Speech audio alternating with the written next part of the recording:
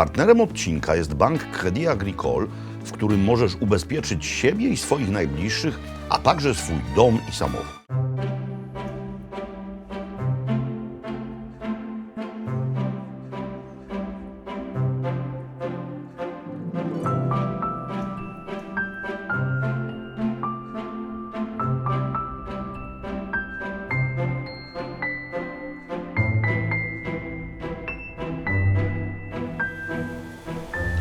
Buenos dias, szanowni państwo. Dzień dobry, moi drodzy.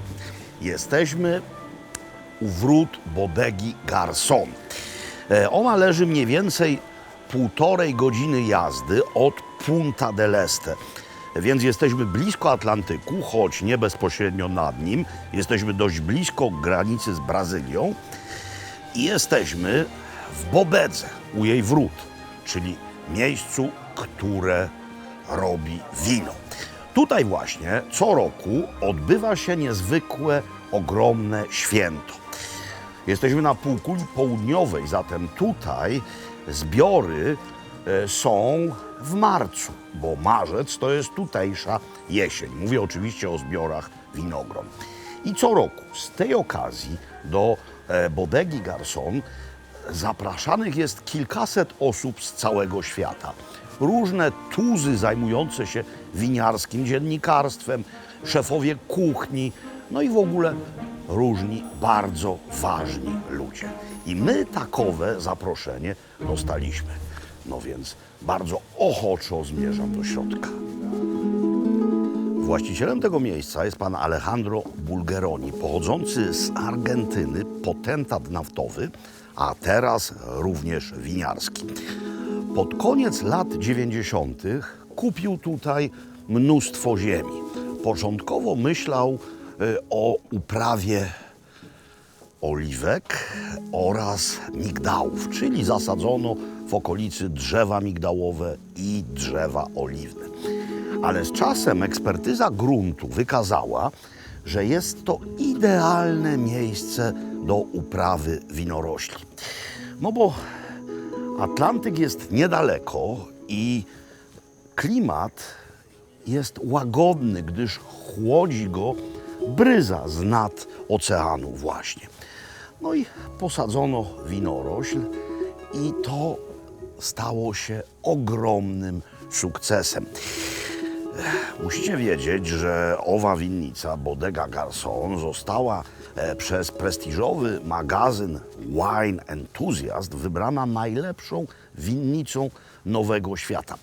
Tutejsze wina to jest eksportowy winiarski symbol Urugwaju. Będziemy dzisiaj solidnie tych win próbować. Będziemy w ogóle po okolicy chodzić. Zresztą widzicie już grupy ludzi, które schodzą tam w dół, gdyż tam odbędzie się symboliczne zbieranie gron. Będziemy jedli, no w ogóle zobaczymy, co będziemy tutaj robić, bo to jeszcze nie jest do końca jasne. Wiemy, że ma być pięknie i wspaniale. Wziąłem ową laskę ze sobą na tę wyprawę, bo chciałem z tym chodzić po Buenos Aires i naśladować Gombrowicza, no ale jakoś jej po Buenos nie brałem. Do Buenos była niepotrzebna, jak się okazuje, ale tutaj w towarzystwie takich tuzów ta rzecz, myślę, dodaje mi godności i powagi. Tu jest nie tylko wielu znawców wina, ale również wielu milionerów. Jak myślicie? Będę się tutaj wpisywał w pejzaż? No chyba tak.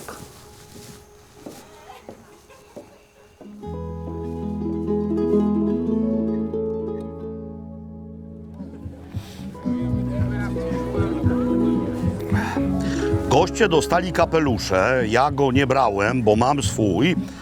Dostali też kieliszki na takiej skórzanej smyczy. Tym nie wzgardziłem i trwa tutaj symboliczny zbiór. Do kieliszków leją na razie rosé Pinot Noir, ale zbiera się w tym miejscu inne grona. Bardzo ciekawa rzecz. Pierwszy raz widzę te grona już nie pod postacią wina. To jest Marselan.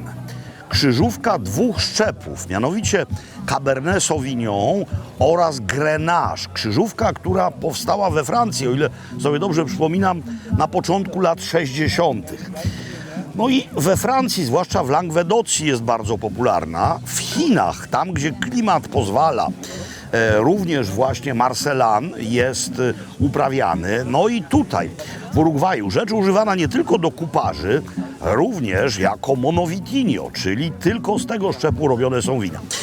Jaki jest Marselan? Nie wiem, czy go dzisiaj dostaniemy, ale jak traficie na butelkę, to chcę wam od razu o tym opowiedzieć. To jest bardzo ciekawe wino, gdyż jest ono bardzo owocowe, o bardzo wyraźnym nosie i smaku czerwonych owoców, porzeczek, również śliwek, lekka nuta pieprzu, kwasowość niezbyt przerażająca. No, dobre wino jednym słowem. Impreza powoli przenosi się tam, te zbiory są tylko symboliczne. Chodzi o to, by każdy, kto tu jest, mógł dotknąć tych gron, by mógł się w to wczuć. Słychać języki przeróżne. Na razie z tego, co słyszałem, dominuje hiszpański, portugalski i angielski. Jesteśmy tu, zdaje się, jedynymi nośnikami naszego wspaniałego, ojczystego języka. Przenosimy się tam. O, pani tutaj, nie, to pan, coś podaje. Esto es... Sopa de pepino y melón. Gracias.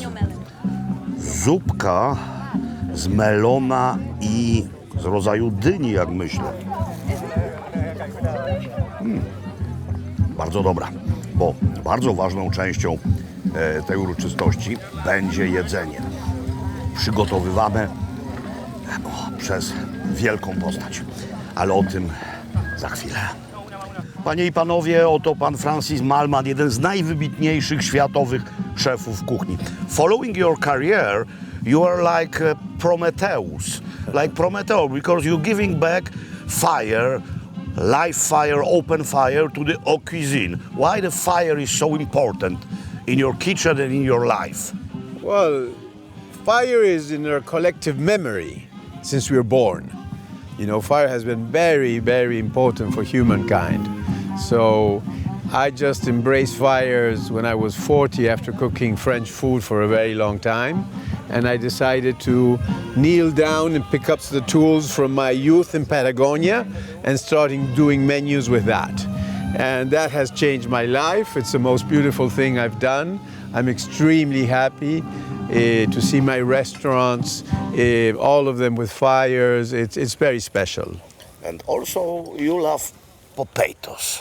Potatoes. I love potato as well because I'm from potato country. I know, well, yes. But of course we don't have that source what you have in Latin America, but a lot of potatoes. Yes, yes. Well, potatoes is very important in our cooking. We have at least 25 recipes of potatoes as garnishes, as main courses. So I love potatoes because they react to what I want as I want. You know, you get the crust, you get the humidity. You can do anything with potatoes. They're always happy. So and me too. Will be some potato today? Yes, we'll have some potatoes. How many people you've got? I mean, guests. We have 500 today. 500 today. Yes. And this is whole staff. Yeah, so at the kitchen, yes, we're about 35 today. So we must be very busy. We are busy. So thank you very much Okay, for thank a you. conversation. Very nice meeting you. That was huge pleasure Yeah. to have an opportunity to talk with you. Okay. Thank you. Bye-bye. Thank you. No i wreszcie zasiedliśmy do, chciałoby się rzec, do stołu, ale do stołów. Chyba nie uczestniczyłem jeszcze w tak ogromnej imprezie. Te stoły zdają się nie mieć końca. Oczywiście roznosili wcześniej przekąski i się je pobierało stojąc. Miało się kieliszek, jak wiecie, ale teraz mamy rzeczy zasiadane. Wine from the future. O, gracias. Gracias. Tak, to what sort is it? Marselan. A, Marselan. To jest, drodzy Państwo, tak, to będzie kiedyś wino. Marselan, mówiłem o tym, ten kupaż Cabernet Sauvignon i Grenache. Ale mamy też wino, które już jest winem. To jest Alvarinho. Piłem to pierwszy raz w Polsce. Jest fantastyczne, chrupiące, świeże, doskonałe. Trzeba wypić szybko, póki zimne. A co jest do tego? Do tego jest jedno z dwóch dań, które tutaj na siedząco będziemy jedli. Czyli, no, to jest wszystko koncepcja pana Malmana, czyli sos na bazie starych, wędzonych odmian pomidorów mieszanych z jogurtem. Widzicie, tu te pomidorki nam przeświecają. Do tego jest lokalna, surowa, dojrzewająca szynka, no i melon. I to jest przystawka. Czy były ziemniaki? No już były ziemniaki, tylko już były w tym sensie, że zjedliśmy je. Były pieczone, doskonałe ziemniaki razem z bacalao, czyli solonym, suszonym dorszem, sztokfiszem opanierowanym i smażonym. To było ekstra. A to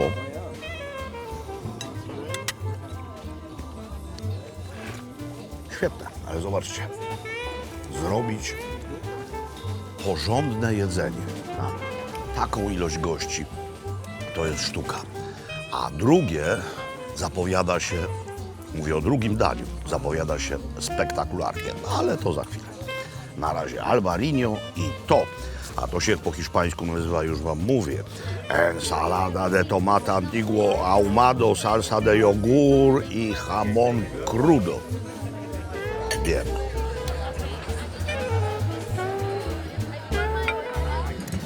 Drodzy Państwo, Kevin Bratt, sommelier ze Stanów, odpowiada za dobór wina w wielu restauracjach w Chicago i w różnych innych miejscach całego tego ogromnego kraju. Gadaliśmy już w autobusie, no więc pogadamy i teraz. Kevin, first question, is it your first time in Uruguay?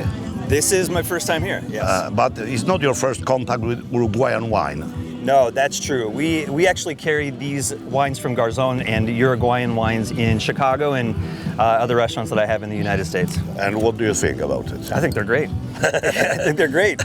I think there's a lot of potential here, and it's an up-and-comer, as we would say. These wines are doing really well. Okay, but if you can talk about the differences in style. You've got a brilliant wine. Of course, everybody knows Napa Valley, but also in Ohio there is some wine There production. is, yeah. In much colder places, the wine is growing in states. So your wine is really good. But is it you see some similarities between that style and your style? You know, American Northern and South American, North and South. Yeah, that's a great question. I don't know if I would say there's similarities, but there's distinctions that make them like very unique. So Tannat maybe has similarities to Cabernet Sauvignon from Napa Valley, so a very bold and powerful wine. But they also make incredible Albarino here, so very light, crisp style. I love that. I do too. I love that wine. For seafood, it's the best wine. I tried first time in Poland Albarino, local one, and it's beautiful. It's beautiful. It's beautiful. I love their rosé Pinot Noir so much that my glass is empty. Yeah, so that's really good too. Mine is empty as well, so we have to finish our conversation just to fill up our glasses. I think we should. Have you been to Poland? No. So you I don't have have not. any contact with the Polish wine. Just you. It's not a joke. Okay, I will send you nice collection of the best sparkling Polish wine. It's very kind. Because sparkling wine is very important to you. Absolutely. Luxembourg, did you try from Cremant from Luxembourg? We have, yes. Delicious wines. Sparkling from around the world, but Cremant or the Sect is just also great value as well. So those are delicious sparkling Jak wines. widzicie, nasza rozmowa w autobusie była perlista, trwa 1,5 godziny, zaraz będziemy gadać dalej. Thank you very much. Thank Let's you. fill it up. Let's fill up our glasses. Yes. Ciao, ciao. Ciao.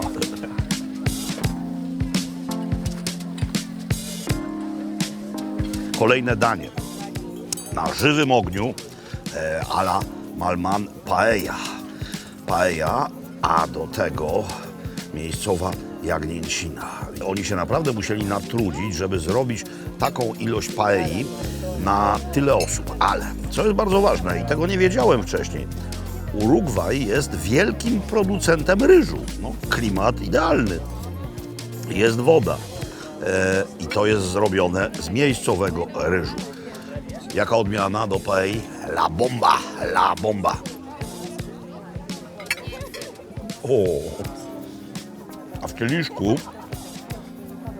Balasto, czyli miejscowy ciężarowiec. To jest kuparz. Najmocniejsze tutejsze wino, najbardziej masywne, najbardziej kondensowane. Alioli jeszcze rozdawane do tego. To wszystko jest... No zobaczcie zresztą, sami widzicie, jakie to jest. To jest naprawdę niezwykle przyjemne spotkanie na świeżym powietrzu. –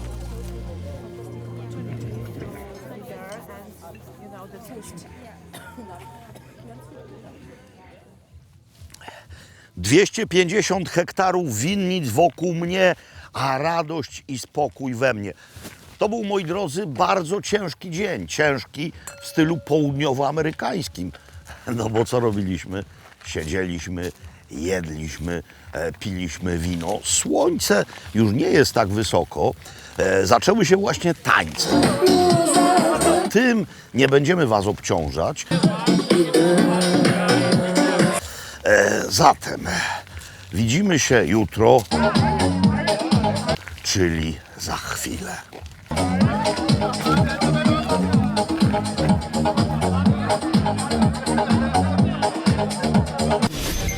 Kącik partnerski. Partnerem dzisiejszego odcinka jest Bank Crédit Agricole, który oferuje szereg ubezpieczeń, a wśród nich kompleksowy pakiet na wypadki. Pakiet ten zapewnia szeroką ochronę od następstw nieszczęśliwych wypadków, takich jak złamania, skręcenia, czy nawet całkowita i trwała niezdolność do pracy. Ubezpieczenie działa na całym świecie. Dodatkowo w Polsce pakiet zapewnia pomoc assistance, dzięki której na przykład łatwiej będzie pokryć ewentualne koszty rehabilitacji czy też zakupu sprzętu ortopedycznego. Zakres ochrony można rozszerzyć o ubezpieczenie od odpowiedzialności cywilnej w życiu prywatnym. Koniec kącika partnerskiego.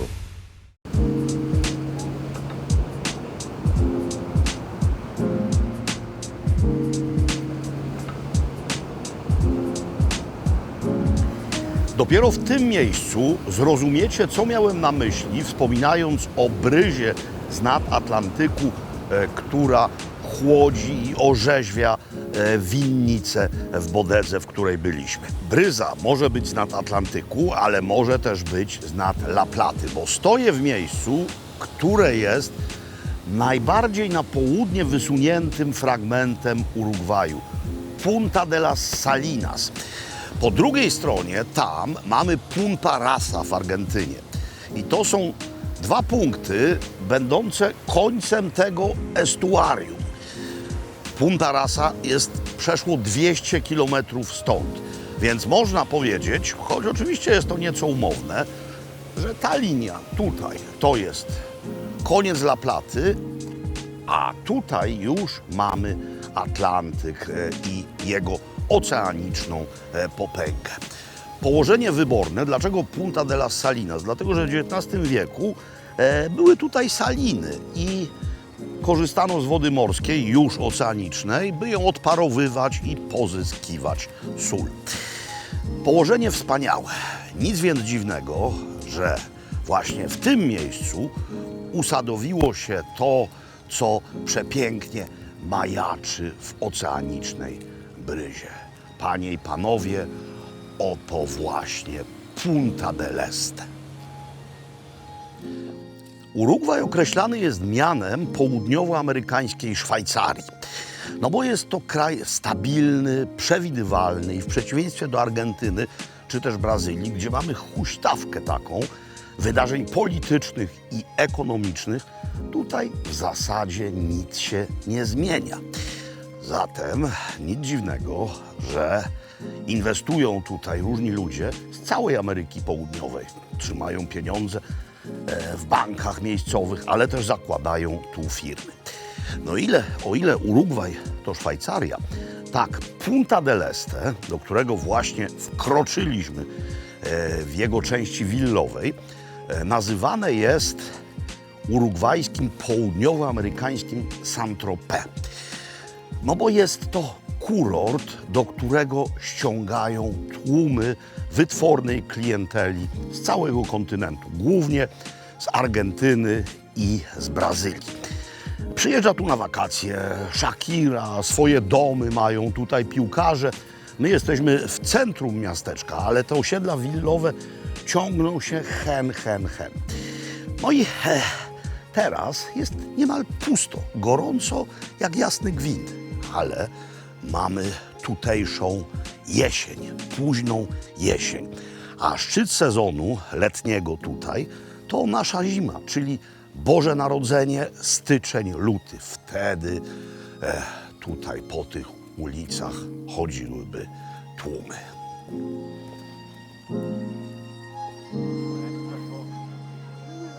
Targ rybny w porcie, przy nabrzeżu. Tutaj trafiają ryby wprost z Kutra. I są to, co ciekawe, ryby zarówno słodkowodne z La Platy, no to jest jakaś odmiana suma. Spójrzcie na owe charakterystyczne wąsiki. Ale trafiają tutaj też ryby oceaniczne. No to są bardzo piękne halibuty.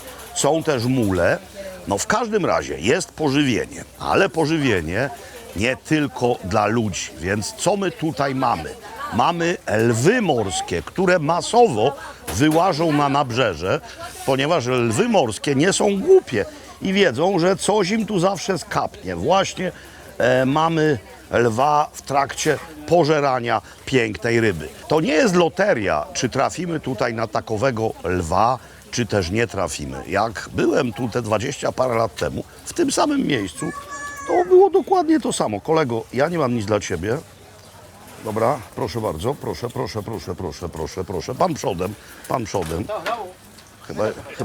Chyba jeszcze prosi o trochę. Tak, nie jest najedzony. Dostanie jeszcze kozę. Te ryby i lwy, one zawsze tu są. Jakbyście nie wiedzieli, jak się odpędza lwa morskiego, to właśnie tak.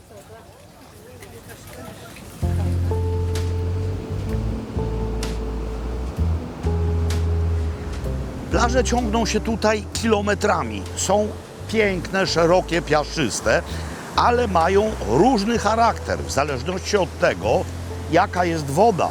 Czy mamy zatoczkę, czy też mamy otwartą przestrzeń i większe fale. No więc ta plaża jest taką plażą typowo surferską. Nikt się nie kąpie, a tam mamy panów z deskami, którzy z falami walczą. Ale kiedy jechaliśmy w to miejsce, to mijaliśmy plażę cichutką, jeśli chodzi o toń, pełną ludzi, kobiet z dziećmi i ludzi w morzu. I ta promenada wzdłuż plaż i mnóstwo wieżowców, w nich albo apartamenty, albo też hotele. My zresztą mieszkamy w jednym z takich miejsc. Bryza, powietrze jest gęste niezwykle. Jak spojrzymy w tamtą stronę, to zobaczycie taką charakterystyczną mgiełkę. Ona się już snuje dosłownie kilkaset metrów stąd. No i to jest właśnie, moi drodzy, siła Punta del Este. Jeszcze jedna rzecz, moim zdaniem bardzo ważna i też taka, która sprawia, że przyjeżdżają tu ludzie z całej Ameryki Południowej. No, mijaliśmy ową dzielnicę willową i gdybyśmy byli w Ekwadorze na przykład, to wszędzie byłyby wysokie mury, byłoby rozbite szkło wmurowane do blanków tychże murów, byłyby druty kolczaste, byłaby straż. Tutaj tego nie ma, mnóstwo domostw, w ogóle nie ma płotów. Też na plaży nie trzeba panicznie rozglądać się, gdzie są moje rzeczy, nie trzeba ich lornetować, jak się wejdzie do morza. Tu jest po prostu bezpiecznie, czysto, bezpiecznie i spokojnie. Na tym polega siła Urugwaju, na tym polega siła Punta del Este. Pueblo Garzón, to właśnie od niego bierze swą nazwę bodega. Historia tego miasteczka jest historią o tym, jak jedna rzecz może zmienić wszystko. tutaj takie zmieniające wszystko rzeczy wydarzyły się dwukrotnie. Najpierw w połowie XX wieku zamknięto linię kolejową, czyli miasteczko zostało odcięte od świata i zaczęło się wyludniać. No i było już w latach 90. zwane fantomem miejskim. No mieszkało tutaj 200 osób zaledwie i coraz mniej. I w końcu przyjechał tutaj znany wam już z wczorajszej rozmowy pan Francis Mallmann i pomyślał, jakie to piękne miejsce. Puste, ale nic to, niedaleko jest Punta del Este. I postanowił kupić ów budynek, dawny sklep kolonialny i założyć w nim restaurację. Restaurację wówczas na odludziu. Ale zaraz potem zaczęła działać wspomniana bodega. No i zaczęli się tu pojawiać ludzie i teraz miasto zaludniło się ponownie. Nie tylko z powodu enoturystyki, ale również dlatego, że przyjechali tu artyści, różni ludzie z całej Ameryki Południowej kupili sobie tutaj domy. No bo to jest istota dawnej urugwajskiej małomiasteczkowości. No, przepiękne miejsce, w zasadzie gotowy plener filmowy. A od winnicy w linii prostej dzielą nas mniej więcej 4 kilometry. Od winnicy i od bodegi. Ponownie tam właśnie jedziemy.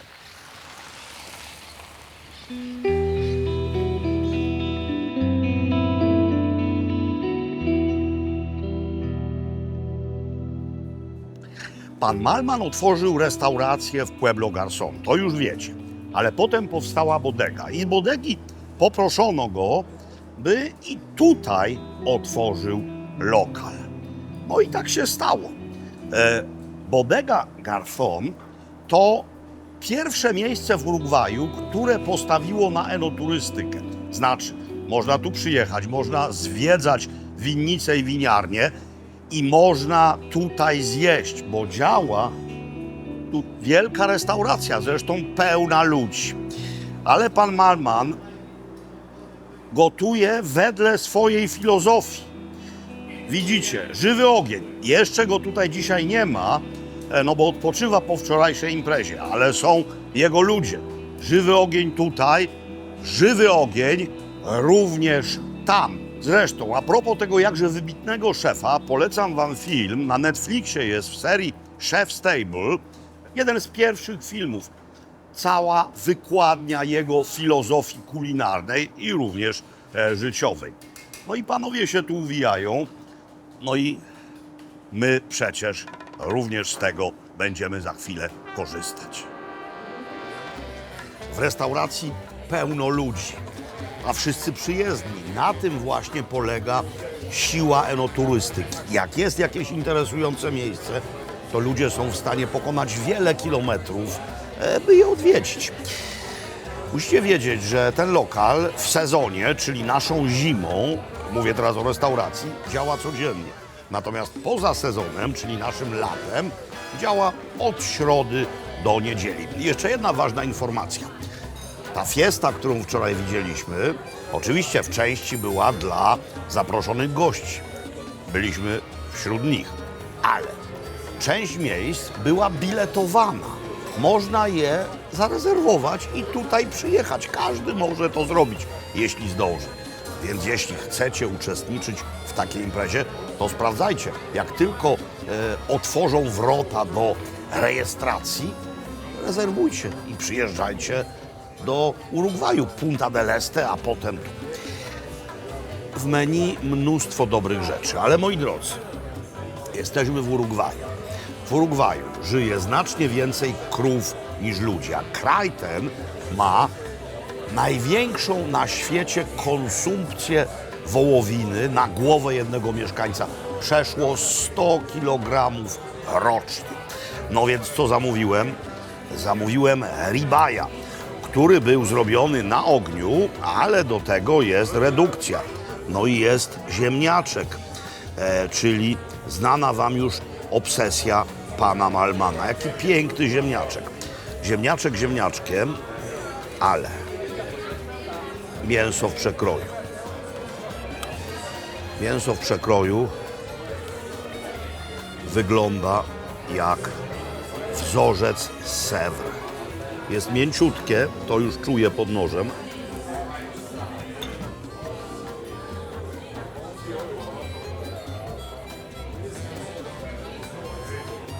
Wspaniała wołowina, a to liźnięcie ogniem dodaje jej dodatkowego smaku. Zresztą ogień, no nie tylko tutaj, Paryża to jest właśnie gotowanie na ogniu.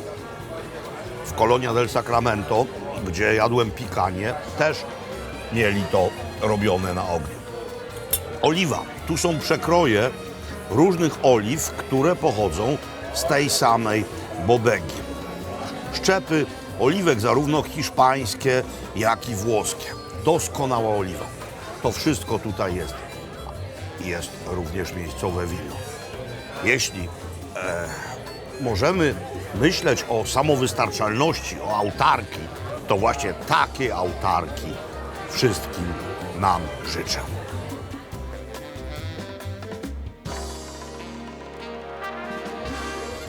Jesteśmy w piwnicy zaprojektowanej tak, by było widać podłoże. Co tu mamy? Czysty, żywy granit, skała twarda. Na górze pokruszona. To się w miejscowej terminologii nazywa balasto. Mówię o tych granitowych okruchach. I teraz wyobraźcie sobie winorośl. Ona zapuszcza korzenie pieczołowicie, wolno, bardzo się mozoli, musi rozsadzać ową skałę. A kiedy już te korzenie zapuści, to pije, odżywia się. I co wchłania? Wchłania mianowicie owe nuty niezwykle przyjemne, nuty skalne, mineralność. Na tym polega siła tego terroiru. I teraz co powinien zrobić świadomy winiarz? No powinien zrobić wszystko, by tego, co czerpie winorośl z ziemi, nie zepsuć. Zatem jak najmniejsza ingerencja. Tutejsze wina są winifikowane w różnych tankach. Ta podstawowa linia w takich zwykłych z inoksu tankofermentatorach. Ale miejscowe wina z wyższej półki winifikuje się w czymś takim. To jest dość rzadkie w świecie winiarskim. To są mianowicie tanki betonowe. Oczywiście kontrolowana temperatura. Co to daje? No to daje właśnie minimalną ingerencję w naturalny smak. Mamy też drugą metodę. To są tanki drewniane, wielkie beki. One nie służą do barikowania, do dojrzewania wina, lecz do fermentacji.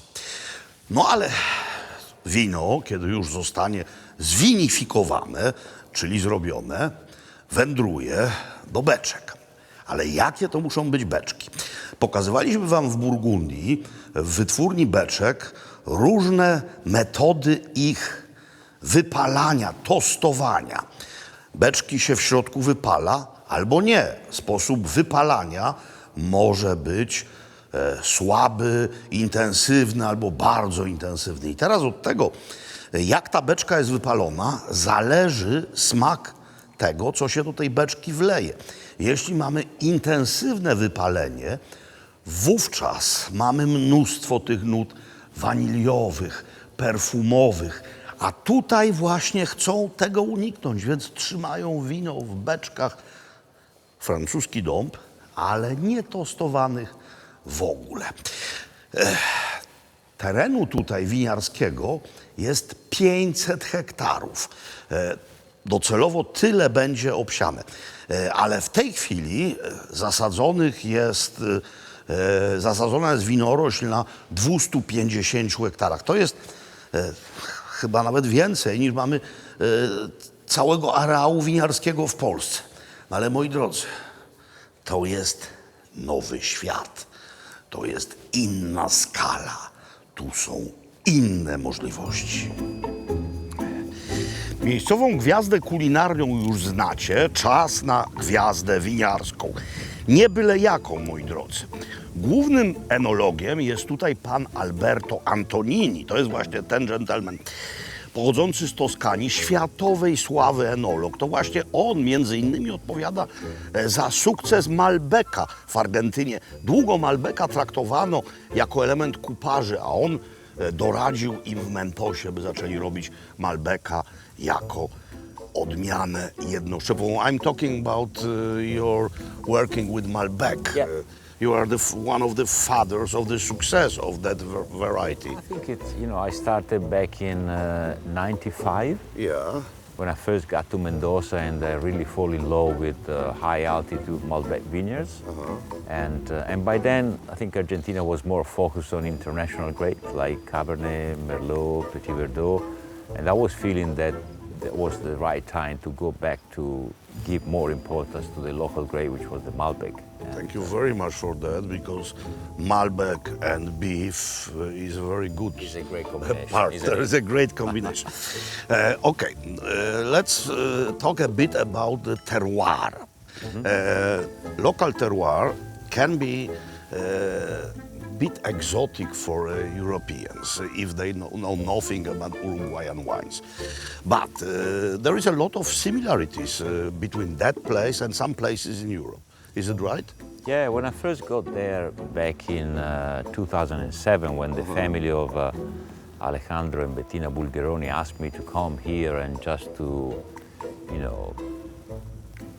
have an idea of what the terroir was about and if it was good for growing very good grapes and making great wines. I came here and I was very impressed by some elements which to me are very important for growing premium grapes. There was the vicinity to the Atlantic Ocean, which is so important for this clean breeze that we are experiencing now, which is very important to go through the vineyards every day and making the whole environment cleaner and more healthy. I was very impressed by the soil type, which is a decomposed old granite mother rock. And as you know, granite is responsible for making great wines in different parts of the world. Of course. And then I like very much the biodiversity and and the mother nature around, which was plenty of everything. There were a lot of trees, rocks, water, plants, old plants, big plants, bushes. So it was a very complex environment. And I believe, in my experience, that great wines are coming from complex environments. So But if we've got Atlantic, Yes. not far away from here, No. if we have granite, yeah, Douro, exactly. is it quite similar, Portugal? It is. I mean, the soil type is very similar. And the Atlantic Ocean is also something interesting, which is, you can find in Europe, like Galicia in Spain or Bordeaux in France. So Atlantic Ocean is interesting because it's a climate that is providing, a kind of beautiful filtered light. Yeah. Some humidity and some cool breeze, which are really helping a lot the maturation of the fruit and achieving the fruit itself a very good degree of complexity. We have a Tanat. Yes, So you are also one of the fathers of the success of Tanat. Of course, Tanat was producing here from many, many years, but this is not old school Tanat. no, I think it's what is great here about Tannat is that Tannat is a very rich, intense grape with a lot of tannins, and therefore requires a soil that can allow the rain, because it's quite of a rainy environment, and therefore when it rains here with the granite decomposed soil, if you have a lot of rain, it drains out pretty quickly. The soil doesn't get muddy, it doesn't get too, wet, and therefore the maturity of the grapes is a lot easier if, as opposed to some more clay, heavy soils. And I think here the soil is perfect to match with this type of climate. Widzicie Państwo, wino jest również dlatego wspaniałą rzeczą, że można o tym rozmawiać w nieskończoność. Wino jest uniwersalnym kluczem do zrozumienia okolicy, do zrozumienia historii, do zrozumienia klimatu, do uzmysłowienia sobie, w jakim położeniu geograficznym jesteśmy i co z tego może wynikać. Więc pozwólcie, że my będziemy dalej kontynuować naszą rozmowę, bo przerwałem panu brutalnie, ale was już tym nie będziemy dręczyć, bo wino ma też to do siebie, że wymaga czasu, tak jak dobra rozmowa. To wszystko musi mieć swój czas. That's Tanatis. Lovely. Yeah, it is because it's rich. It's got structure, but it's got a lot of energy. It's very vibrant. It's very lively. It's got a beautiful minerality in the mouth. Because again, Tannat is a rich grape, but when you grow that in such a soil, in such an environment, it